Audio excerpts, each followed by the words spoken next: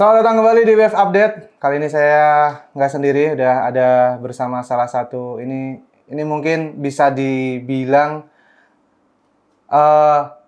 separuh Warlock Manchester. Gimana nih? Bisa jadi. Bisa jadi. Berapa tahun Tapi sih? udah kemarin 1,5 tahun. 1 tahun setengah. Cuman udah di sini 5 bulan lah. Oh. Udah kembali ke Warlock Indonesia. Ya, ini sudah bersama Niko. Dia adalah salah satu orang Indonesia yang kuliah di Manchester. Apa berarti Manchester University itu? Manchester Metropolitan University. Ya itu. Jurusan apa? Sports Management. Sports Management. Iya. Dan juga pernah magang di, kalau kalian tahu, kalau kalian suka koleksi jersey, dia juga pernah magang di Classic Football Shirt. Football Shirt yang wah anjir itu surganya Iya. kolektor jersey ya. Bisa masuk ke situ gimana? Awalnya cuman apply iseng lah. Oh, Soalnya emang buka ya? universitas emang kerja sama mereka. Oh iya. Gitu. Emang plan awalnya mereka lagi buka lowongan buat 3 bulan. Tapi terus kayaknya mereka ngerti aku fans MU ya. Jadi ya udah lanjutin aja lah. Jadi sampai setahun di sana. Oh, I see. Jadi dia sempat lama di Manchester. Berarti nonton-nonton dong di sana dong? Beberapa kali? 3 bulan pertama setiap home game nonton. Asik. Tapi kalah mulu. Itu berarti 2023-24 atau 24-25? 2024-25. 24-25 ya? Yang kemarin dong Amorim Betul. waktu transisi dari Iya. Ten Hag ya? Tapi cuma 3 bulan pertama, setelah itu di rumah aja lah. Kalah mulu. Nggak kuat? Capek. Gak kuat ya? Nah ini gimana nih sekarang Bang Niko balik lagi ke Indonesia dan pelatihnya ganti lagi. Iya nih. Pelatih ganti, kemarin Fletcher kalah, kita lawan Brighton, FA Cup udah gugur, sekarang sudah ditentukan interimnya adalah Michael Carrick. Michael Carrick, menurut lu gimana nih? Personally gue dulu idola Carrick sih. Waktu main? Iya. Iya, oke. Karena inget-inget banget tuh momen kita juara 2013 ya. Banyak banget Van Persie gol tuh dari umpan-umpan Carrick. Betul, iya. Bisa umpan terobos dari tengah langsung ke Van Persie tuh sih keren banget. Dia tuh sebenarnya main apa ya? Dibilang pivot bukan, central midfield juga agak ke dalam, box to box Iya, juga enggak. Karena kayaknya beda kali ya era football pas Carrick main sama pas sekarang. Iya. Kalau sekarang tuh role-nya Carrick bisa dibilang Rodri gitu. Oke. Kalau sebelum Rodri mungkin Busquets. Anchor. Iya, anchor. Oh. Tapi kalau modern football sekarang kan anchor juga bisa maju-maju, Iya sih. sampai bisa finishing segala. Kalau Carrick benar-benar kayak holding 6 gitu. Nah, sekarang tuh ngomongin soal modern football ya. Carrick akan jadi interimnya manajer United sampai akhir musim seenggaknya. Dah, di sepak bola yang semakin modern ini, aku mau tanya satu pemain yang menurutmu masih relevan nggak di klub United, Diogo Dalot. Dia dulu pernah jadi pemain terbaik United, Betul. tapi makin ke sini setelah diganti pelatih jadi Amorim, dia jadi wingback yang nggak sama sekali bukan posisinya, main jelek banget, jadi bahan hujatan. Sekarang lu melihat Dalot di skema Carrick tuh kayak apa? Bener. Menurut gua sih pertama-tama Dalot tuh sebenarnya termasuk senior player MU di Iya squad betul, sekarang. iya Kalau nggak salah tuh dia datang malah eranya Mourinho. sebelum Bruno ada, Dalot udah ada. Betul 2 tahun ya. sebelum. Lebih senior dari Bruno. Iya, makanya. Yang lebih senior sekarang kayak Luke Shaw doang. Luke Shaw, betul. Itu Dalot. Jadi sebenarnya sosok figur senior apalagi di squad kita yang cukup muda sekarang dan gonta-ganti manajer terus, perlu sosok pemain yang bisa ngerangkul squad-squad atau pemain-pemain lainnya ini. Ya, tapi cukup ngerangkul, nggak usah main ya. Cukup ngerangkul aja kalau Dalot menurutku. Bener. Nah, gimana menurutmu? Menurut aku jati diri dia kurang kelihatan aja sekarang, kurang confident gimana ya. Mungkin perubahan sistem kemarin sebelum Amorim datang dia sempat di loan di Milan. Ya, Itu kan dia mainnya di left back. oke, iya betul. 4 back meskipun 4 back tapi main di left back. Habis itu Amorim datang main di right wing back. Mungkin terus di Portugal juga 4 back tapi right back. Mungkin gonta-ganti posisi terus. Dia juga kebingungan kali style of play dia maunya gimana gitu. Tapi dia tuh emang bukan tipe pemain yang tebel banget nih karakternya kayak apa gitu. Dalo Iya. tuh ofensif juga ngaco, defense juga Iya bener. angin-anginan gitu. Jadi kita tuh nggak tahu sebenarnya nih tipe pemain seperti apa gitu. Apa yang bisa diandalkan dari dia. Satu-satunya kelebihan dia adalah availability.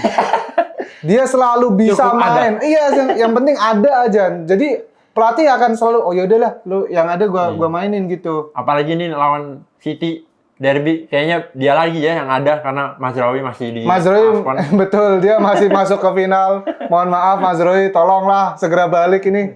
United sangat-sangat butuh right back, seenggaknya biar Dalo nih ada rasa nggak tenang gitu. Masa dia mulu yang main, dia mau latihan kayak apapun, availability Mungkin cuma dia dia gitu. nggak sadar kali ya kalau dia mainnya tuh jelek kali ya.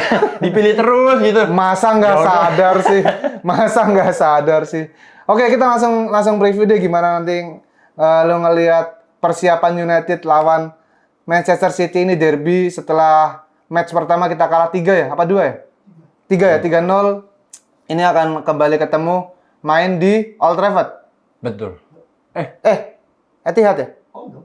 Home. Kemarin kalah di Etihad, betul. Ya, kita main di Old Trafford dengan pelatih baru ya, dan juga persiapan atau ini adaptasi Carrick yang juga cukup mepet nih. Gimana menurut lo? Menurut gua Carrick gak bakal main jauh-jauh dari Fletcher kali ya. Pasti akan meneruskan apa yang diomongin Fletcher karena pasti Fletcher kemarin dua game terakhir back to basic pasti. Ngingetin ke pemain-pemain lagi kayak basicnya apa, lebih ke main dikasih kebebasan. Memang agak sedikit berantakan sih kemarin. Iya. Cuman kelihatannya pemain tuh lebih bisa out gitu, lebih kayak ngasih tahu mereka mainnya gimana instead of benar-benar terkungkung sama taktik yang dulu dikasih sama Amorim. Nah, cuman mungkin yang beda dari Carrick ini, dia pasti akan lebih masukin sedikit taktik, apalagi dia midfield yang handal banget ya. Pasti dia pivot antara nanti main 3 tengah atau 2 tengah. Pasti yang akan kelihatan beda adalah mungkin akan lebih solid ya midfieldnya. Apakah itu Casemiro Ugarte, apa mungkin Casemiro Bruno, nanti kita lihat. Tapi aku yakin pasti tengah itu akan lebih proper, lebih kelihatan purpose mainnya gimana. Lu ngikutin nggak waktu Carrick dulu apa namanya jadi pelatihnya Middlesbrough?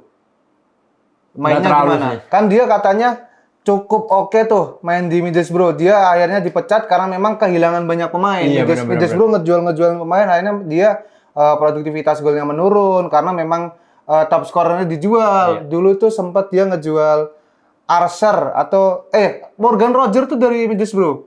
Dulu iya. Morgan Rogers Aston Villa. Nah, dijual itu salah satu tulang punggung formasinya si Carrick. Nah, banyak pemain yang gitu dijual, akhirnya Carrick pun mengalami kemerosotan dari yang awalnya di Middlesbrough itu berarti Championship bisa posisi 4, musim selanjutnya 6, 8, 10 gitu. Jadi akhirnya dipecat. Nah, sekarang lu ngelihat selama 17 pertandingan ke depan deh, prediksi lu bakal kayak gimana nih Carrick dengan skuad yang ada?